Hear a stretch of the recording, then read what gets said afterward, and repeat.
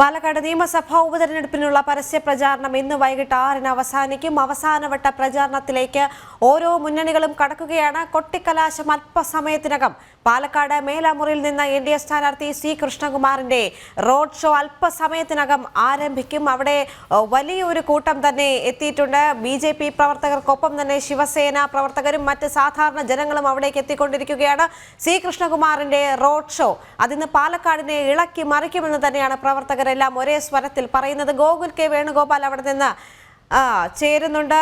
BJP. പ്രചാരണം മേലാമുറിയിൽ നിന്നും ആരംഭിച്ച് വടക്കന്തറ, ചുണ്ണാമ്പുതറ, ജൈനിമേട്, ഒലവക്കോട്, കൽപ്പാത്തി, കുണ്ടമ്പലം, വലിയപാടം, പുത്തൂർ, രാമനാഥപുരം, മണലി, ജയൻ മഹാൽ റോഡ് വഴി സ്റ്റേഡിയം ബസ് സ്റ്റാൻഡിൽ സമാപിക്കും. എന്നാൽ യു.ഡി.എഫ്. പ്രചാരണം ഒലവക്കോട് നിന്നും ആരംഭിച്ച് സ്റ്റേഡിയം ബസ് സ്റ്റാൻഡ് പരിസരത്ത് സമാപിക്കും. എൽ.ഡി.എഫ്. റോഡ് ഷോ ഇൻഡോർ സ്റ്റേഡിയത്തിൽ നിന്ന് ആരംഭിച്ച സ്റ്റേഡിയത്തിൽ സമാപിക്കുമെന്നും അറിയാൻ സാധിക്കുന്നുണ്ട്. എന്തായാലും ബി.ജെ.പി. വലിയ മുന്നേറ്റം തന്നെയാണ് പാലക്കാട് സൃഷ്ടിക്കാൻ പോകുന്നത് എന്ന് പ്രവർത്തകർ ഒന്നടങ്കം പറയുകയാണ്. അവിടെ തടിച്ചുകൂടിയ ജനങ്ങളെല്ലാം ഒരേ ആത്മവിശ്വാസത്തിൽ തന്നെയാണ്. സി കൃഷ്ണകുമാർ എന്ന നേതാവ് തന്നെയാണ് പാലക്കാടിനെ നയിക്കേണ്ടത്. TV സ്റ്റാറുകളല്ല, രാഷ്ട്രീയത്തിൽ കൂടുതൽ അനുഭവ സമ്പത്തുള്ള അല്ലെങ്കിൽ ജനങ്ങളിലേക്ക് ഇറങ്ങിച്ചെല്ലാൻ കഴിവുള്ള നേതാക്കന്മാർ തന്നെയാണ് ഈ ഒരു അവസരത്തിൽ പാലക്കാട് നയിക്കേണ്ടതെന്നാണ് അവിടെയുള്ള ജനങ്ങൾ അറിയിച്ചിരിക്കുന്നത്. മാത്രവുമല്ല, സി കൃഷ്ണകുമാറിന് വലിയ പിന്തുണയാണ് അവിടെ നിന്ന് ലഭിച്ചുകൊണ്ടിരിക്കുന്നത്.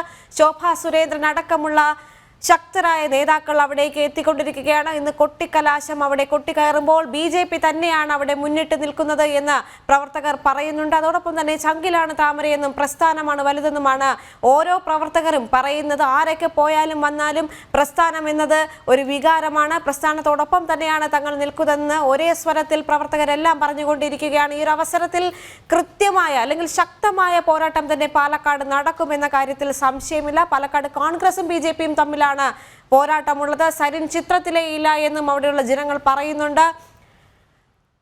ഉപതെരഞ്ഞെടുപ്പിനുള്ള പരസ്യ പ്രചാരണം ഇന്ന് വൈകിട്ട് 6-ന് അവസാനിക്കും. അവസാനവട്ട പ്രചരണത്തിലേക്കുള്ള തിരഞ്ഞെടുപ്പിലാണ് ഓരോ മുന്നണികളും. കൊട്ടിക്കലാശം അല്പസമയത്തിനകം നടക്കും. പാലക്കാട് മേലാമുറിയിൽ നിന്ന് എൻഡിഎ സ്ഥാനാർത്ഥി സി കൃഷ്ണകുമാറിന്റെ റോഡ് ഷോ അല്പസമയത്തിനകം ആരംഭിക്കും. അതിനുവേണ്ടിയുള്ള കാത്തിരിപ്പിലാണ് ഓരോ ജനങ്ങളും അവിടെ എന്ന് പറയേണ്ടി വരും. ആയിരക്കണക്കിന് ജനങ്ങളാണ് അവിടേക്ക് തടിച്ചുകൂടുന്നത്. അവിടെ ബി.ജെ.പി. പ്രവർത്തകരുടെ വലിയൊരു ശക്തി കാണാൻ സാധിക്കും. ദൃശ്യങ്ങളിൽ നിന്നും നേതാക്കളെല്ലാം അവിടേക്ക് എത്തിക്കൊണ്ടിരിക്കുന്നു. ജില്ലാ പ്രസിഡന്റ് അടക്കം അവിടെയുണ്ട്. വലിയ ആഘോഷ പരിപാടികളാണ് അവിടെ നടക്കുന്നത്. ബി.ജെ.പി. പ്രവർത്തകർ മാത്രമല്ല, സാധാരണ ജനങ്ങളും അവിടേക്ക് എത്തുന്നുണ്ട്. അവർ വലിയ കരഘോഷമാണ് ബി.ജെ.പിക്ക് വേണ്ടി ഉയർത്തിക്കൊണ്ടിരിക്കുന്നത്.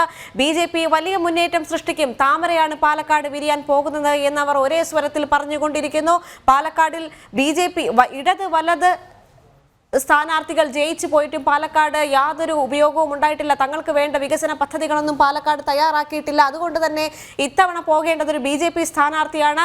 ജനങ്ങളിലേക്ക് ഇറങ്ങിച്ചെല്ലാൻ കഴിവുള്ള സി കൃഷ്ണകുമാറിനെ പോലെയുള്ള ഒരു സ്ഥാനാർത്ഥി അല്ലെങ്കിൽ ഒരു ജനപ്രതിനിധി അവിടേക്ക് എത്തുമ്പോൾ മാത്രമേ തങ്ങൾക്ക് എന്തെങ്കിലുമൊക്കെ ഗുണമുള്ളൂ എന്നും അവിടെയുള്ള ജനങ്ങൾ പറഞ്ഞു വെക്കുന്നുണ്ട്. ഇത്തവണ സരിനും രാഹുൽ മാങ്കൂട്ടത്തിലും തമ്മിൽ പോരാടുന്ന സമയത്ത് പോലും ജനങ്ങളിലേക്ക് ഇറങ്ങിച്ചെന്ന് വികസന പദ്ധതികൾ ചർച്ച ചെയ്യുന്ന ഒരു രീതിയാണ് സി കൃഷ്ണകുമാർ തിരഞ്ഞെടുത്തത്. ഗോകുൽ കെ വേണുഗോപാൽ അവിടെ നിന്ന് ചേരുന്നുണ്ട്. ഗോകുൽ, വലിയ ആവേശത്തിൽ തന്നെയാണല്ലേ അവിടെ?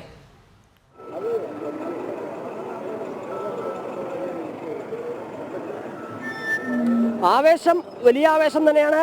ബി.ജെ.പിയുടെ കൊട്ടിക്കലാശം ആരംഭിച്ചു കഴിഞ്ഞിരിക്കുന്നു. ബി.ജെ.പിയുടെ പ്രവർത്തകരൊക്കെ ഇവിടെ തമ്പടിച്ചു കഴിഞ്ഞിരിക്കുന്നു.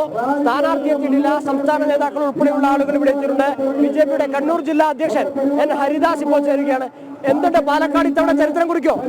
പാലക്കാട് കേരളത്തിന്റെ ആദ്യത്തെ നിയമസഭാ സാമാജികനെ തെരഞ്ഞെടുക്കുന്ന തെരഞ്ഞെടുപ്പാണ് പാലക്കാട് തെരഞ്ഞെടുപ്പ്.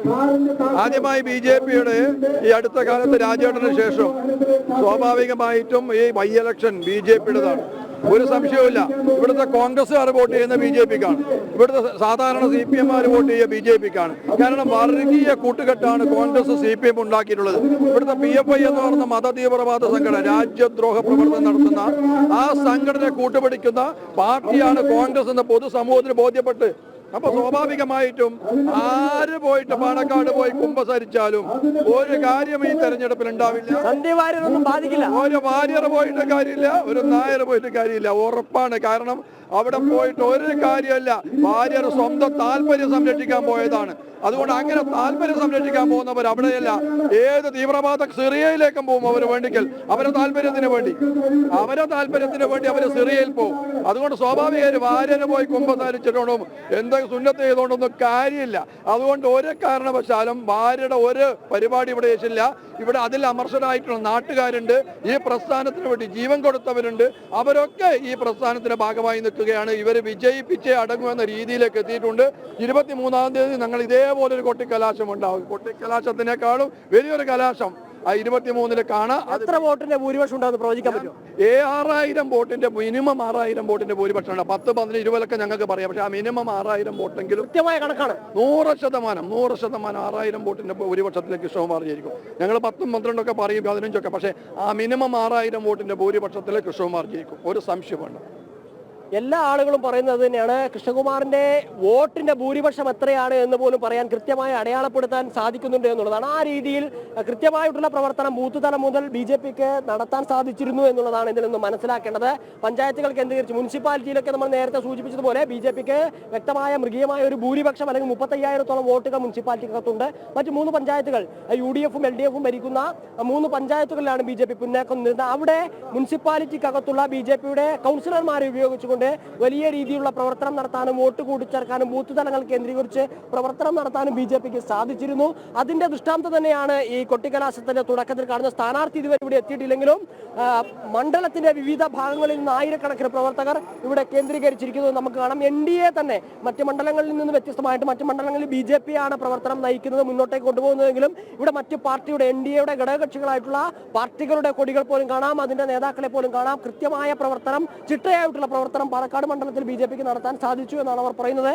ഒരു രാഷ്ട്രീയ കൂറുമാറ്റങ്ങളും ഈ തെരഞ്ഞെടുപ്പിനെ ബാധിക്കില്ല എന്ന് BJPയുടെ എല്ലാ നേതാക്കളും പറയുന്നു. അണികൾ കൂടുതൽ വൈകാരികമായി പ്രതികരിക്കുന്നു. ഈ പാർട്ടിയെ ഒറ്റിക്കൊടുത്തു പോയ ആളുകളുടെ കൂടെ അയാളുടെ നിരപ്പോലും പോകില്ല എന്നായിരുന്നു C. കൃഷ്ണകുമാർ നേരത്തെ പറഞ്ഞത്. ഒരു തരത്തിലും ബാധിക്കുന്നതല്ല, സന്ധ്യ വാര്യരുടെ പോക്ക് ഒരു തരത്തിലും ബാധിക്കുന്നതല്ല. അതിനെയൊക്കെ മറന്നുകൊണ്ട് ഈ കൊട്ടിക്കലാശത്തെ ആഘോഷമാക്കാനുള്ള തയ്യാറെടുപ്പിലാണ് ഇവിടെ. 3 മണിയോടുകൂടി തന്നെ ഇവിടെ പ്രവർത്തകരൊക്കെ തമ്പടിച്ചു കഴിഞ്ഞിരുന്നു. ഇനി 3 മണിക്കൂറോളം നീണ്ടു നിൽക്കുന്ന കൊട്ടിക്കലാശമാണ്. ഈ പാലക്കാട് ഉപതെരഞ്ഞെടുപ്പിന്റെ ഭാഗമായിട്ട് കൊട്ടിക്കലാശത്തിന് തുടക്കം കുറിച്ചിരിക്കുന്നത് NDA ആണ്. നേരത്തെ UDFും ഇതേ സമയത്ത് തന്നെ കൊട്ടിക്കലാശത്തിന്റെ പ്രവർത്തനങ്ങൾ ആരംഭിക്കുമെന്ന് പറഞ്ഞിരുന്നെങ്കിലും UDFിന് അത് സാധിച്ചിട്ടില്ല. എന്നാൽ NDA അത് സാധിച്ചു. കൃത്യമായിട്ട് ഇവിടെ BJP പ്രവർത്തകരെ, സാധാരണക്കാരായിട്ടുള്ള ആളുകളെ എത്തിക്കാൻ ഇവർക്ക് സാധിച്ചിട്ടുണ്ട്. ആവേശം നമുക്ക് കാണാം. വലിയ ഗാനമേളയോടുകൂടും നാടൻ പാട്ടുകളോടും ചാക്യാർ കൂത്തുകളോടും ഒക്കെ കൂടിയിട്ടായിരുന്നു ഇവിടെ തെരഞ്ഞെടുപ്പ് കൊട്ടിക്കലാശത്തിന്റെ പ്രവർത്തനങ്ങളൊക്കെ BJP പ്രവർത്തകർ നടത്തിയത്. ഇത് തുടക്കമാണ്. 23-ാം തീയതി ഇതിനേക്കാളും വലിയൊരു പ്രകടനം അല്ലെങ്കിൽ കൊട്ടിക്കലാശത്തിന് സമാനമായിട്ടുള്ള ഒരു ആഘോഷം പാലക്കാട് നഗരത്തിൽ കാണാൻ സാധിക്കുമെന്നായിരുന്നു നേരത്തെ BJPയുടെ കണ്ണൂർ ജില്ലാ പ്രസിഡന്റായിട്ടുള്ള N. ഹരിദാസ് നമ്മളോട് പറഞ്ഞിട്ടുള്ളത്. എല്ലാ ആളുകളും BJPയുടെ നേതാക്കളും പ്രവർത്തകരുമായിട്ടുള്ള ആളുകൾ, NDAയുടെ നേതാക്കളും പ്രവർത്തകരുമായിട്ടുള്ള ആളുകൾ എല്ലാവരും തന്നെ വലിയ വെയിലാണ് പാലക്കാട്. നമുക്കത് കാണാം, നമുക്ക് ഫീൽഡിൽ നിൽക്കുമ്പോൾ അനുഭവിക്കാൻ സാധിക്കുന്നുണ്ട്. എന്നാൽ അതിനെയൊന്നും വകവെക്കാതെ തന്നെ നേരത്തെ തന്നെ BJPയുടെ പ്രവർത്തകരൊക്കെ ഇവിടെ തമ്പടിച്ചു കഴിഞ്ഞിരിക്കുന്നു. വലിയ മാറ്റങ്ങൾ കഴിഞ്ഞ ദിവസങ്ങളിലൊക്കെ വിവാദമായിരുന്ന BJPയുടെ കൗൺസിലർമാർ പാലക്കാട് മുനിസിപ്പാലിറ്റിയിൽ നിന്ന് കോൺഗ്രസിലേക്ക് പോകുമെന്ന അവകാശവാദമൊക്കെ UDFുകാർ മുന്നോട്ടേക്ക് വെച്ചിരുന്നെങ്കിലും രാവിലെ നമ്മൾ കണ്ടതാണ് BJPയുടെ 28 കൗൺസിലർമാർ ഒരുമിച്ചായിരുന്നു പാലക്കാട് നഗരത്തിൽ സമ്പർക്കം നടത്തുകയും C. കൃഷ്ണകുമാറിന് വേണ്ടി വോട്ടഭ്യർത്ഥിക്കുകയും ഒക്കെ ചെയ്തിട്ടുള്ളത്.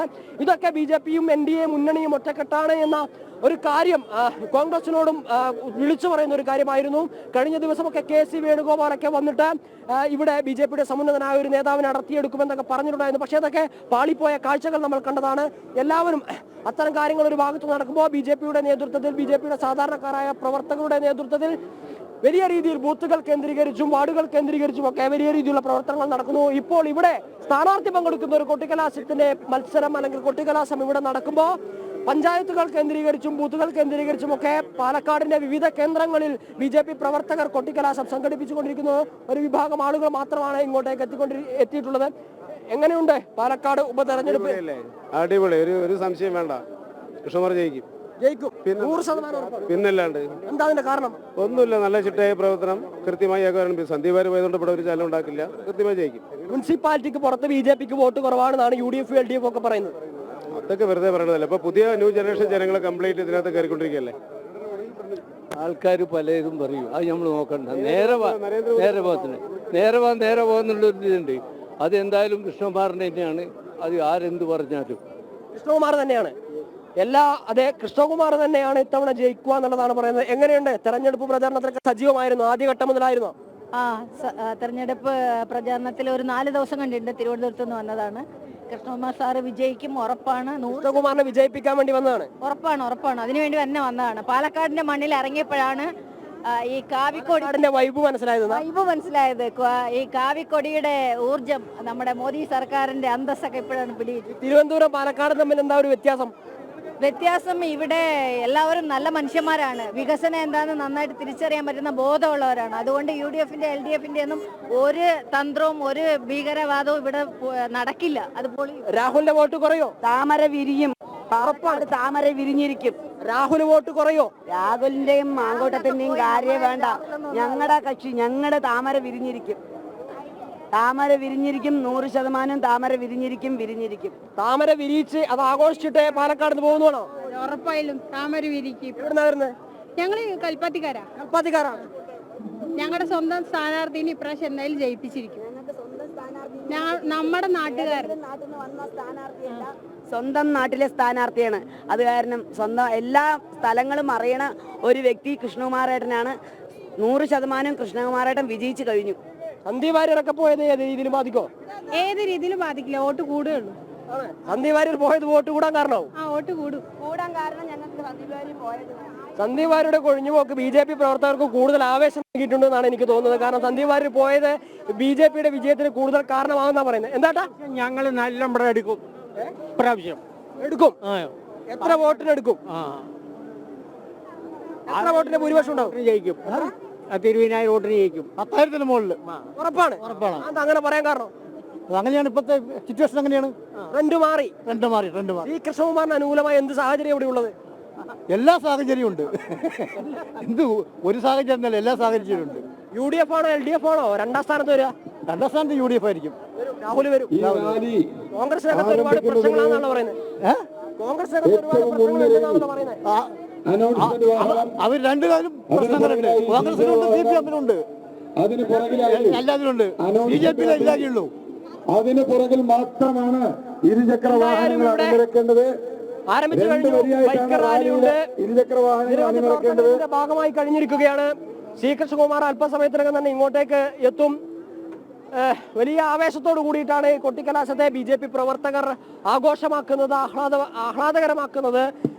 ഇതിനുശേഷം 21 തീയതി മറ്റൊരു ആഘോഷം കൂടി BJPയുടെ ഭാഗത്തുനിന്ന് ഉണ്ടാകുമെന്നാണ് BJP പ്രവർത്തകർ പറയുന്നത്. പ്രായഭേദമന്യേ യുവാക്കളായിട്ടുള്ള ആളുകളും വനിതകളായിട്ടുള്ള ആളുകളും പ്രായമുള്ള ആളുകളും ഒക്കെ ഒരേ ശ്വാസത്തിൽ ഒരുപോലെ പറയുന്ന ഒരു കാര്യം കൃഷ്ണകുമാറിന്റെ വിജയം തന്നെയാണ്. ഈ വിജയത്തിൽ കുറഞ്ഞൊന്നും ഞങ്ങൾ ആഗ്രഹിക്കുന്നില്ല എന്നാണ് BJP പ്രവർത്തകർ പറയുന്നത്. ഏത് രീതിയിലായിരിക്കും ഇത്തവണത്തെ തെരഞ്ഞെടുപ്പ് ഫലം വരിക? 100% നമ്മുടെ NDA സ്ഥാനാർത്ഥി വിജയിച്ചിരിക്കുന്നതിന് തർക്കമില്ല. ഇതുവരെ പല കാരണങ്ങൾ കൊണ്ടും പുറകിൽ പോയെങ്കിലും ഇത്തവണ ഒരു മാന്യമായ വോട്ടിന് ജയിച്ചിരിക്കും. BDJസിന്റെ ജില്ലാ സെക്രട്ടറിയാണ് ഞാൻ, ഗംഗാധരൻ, പാലക്കാട് ജില്ലാ സെക്രട്ടറിയാണ്. ഞങ്ങൾ 10-25 ദിവസമായി അദ്ദേഹത്തിൻ്റെ കൂടെ തന്നെയുണ്ട്. എല്ലാ മേഖലകളിലും 3 പഞ്ചായത്തിലും മുനിസിപ്പാലിറ്റിയിലും വീടാന്തരം കയറിയിറങ്ങി ജനങ്ങളുടെ മനസ്സ് പൾസ് അറിഞ്ഞ് അതാണ് ഞാൻ പറയുന്നത്. വെറും വാക്ക് പറയല്ല. പ്രവർത്തനത്തിൽ സജീവമായിരുന്നു, തുടക്കം മുതൽ വളരെ സജീവമായി. സംസ്ഥാന തുഷാർ ഉള്ളപ്പള്ളി ഇവിടെ വന്ന് അത് കോർഡിനേറ്റ് ചെയ്യും. ജില്ലാ കമ്മിറ്റി അംഗങ്ങളും പഞ്ചായത്ത് കമ്മിറ്റി അംഗങ്ങളും എല്ലാവരും കൂടെ തന്നെ ഉണ്ട്. 100% ജയിച്ചിരിക്കും. വിജയം ആഘോഷിച്ചിട്ട് ഇനി പോകുന്നതാണോ? തീർച്ചയായിട്ടും വിജയം ആഘോഷിച്ചിട്ടേ പോകുന്നുള്ളൂ. ഇനി വിരിഞ്ഞുകൊണ്ടിരിക്കുകയാണ് താമര. പാലക്കാടത്തെ തുടക്കമായിരിക്കും. No doubt. തൃശ്ശൂർ ആവർത്തിക്കുമെന്നാണ് പറയുന്നത്. അതായത് തൃശ്ശൂരിനെ പറയുമ്പോൾ കേരളത്തിന്റെ രാഷ്ട്രീയ സാഹചര്യത്തെ മാറ്റിയ ഒരു തെരഞ്ഞെടുപ്പാണ് തൃശ്ശൂർ ലോക്സഭാ തെരഞ്ഞെടുപ്പ്. കാരണം BJP ജയിക്കില്ല എന്ന് കരുതിയിരുന്ന ഒരു സാഹചര്യത്തിൽ നിന്നും ലോക്സഭാ മണ്ഡലം 7ഓളം നിയമസഭ ഉൾപ്പെടുന്ന ലോക്സഭാ മണ്ഡലത്തിൽ 70,000-ലധികം വോട്ടിന്റെ ഭൂരിപക്ഷത്തിൽ ജയിച്ച് BJPയുടെ അടിത്തറ കഴിഞ്ഞ ലോക്സഭാ തെരഞ്ഞെടുപ്പിലെ ചരിത്രം പരിശോധിക്കുകയാണെങ്കിൽ 11-12 നിയമസഭകളിൽ പോലും BJPക്ക് ഒന്നാം സ്ഥാനത്ത് എത്താൻ പറ്റുന്ന ഒരു സാഹചര്യം ഉണ്ടായിരുന്നു. വിജയിക്കുന്ന ഒരു പാർട്ടിയായി BJP മാറിയിട്ടുണ്ട് എന്ന ഒരു തോന്നലുകൾ സാധാരണക്കാരായ ജനങ്ങൾക്ക് വന്നിട്ടുണ്ട്. അതുകൊണ്ട് തന്നെ കഴിഞ്ഞ തവണ തൃശ്ശൂർ ജയിച്ചതുകൂടി ഇത്തവണ പാലക്കാട് ജയിക്കാൻ ഒരു കാരണമാകുമെന്നുള്ളതാണ് പ്രവർത്തകർ പറയുന്നത്, BDJSന്റെ നേതാക്കൾ പറയുന്നത് NDA ഒറ്റക്കെട്ടായി തെരഞ്ഞെടുപ്പിനെ നേരിടുന്നു. അല്പസമയത്തിനകം തന്നെ ഇവിടെ കൊട്ടിക്കലാശം ആരംഭിക്കും. അതിന്റെ ആഘോഷങ്ങൾ അല്ലെങ്കിൽ മുന്നൊരുക്കങ്ങളൊക്കെ തയ്യാറായിക്കൊണ്ടിരിക്കുകയാണ്. ശ്രീകൃഷ്ണകുമാർ ഉൾപ്പെടെയുള്ള ആളുകൾ ഇങ്ങോട്ടേക്ക്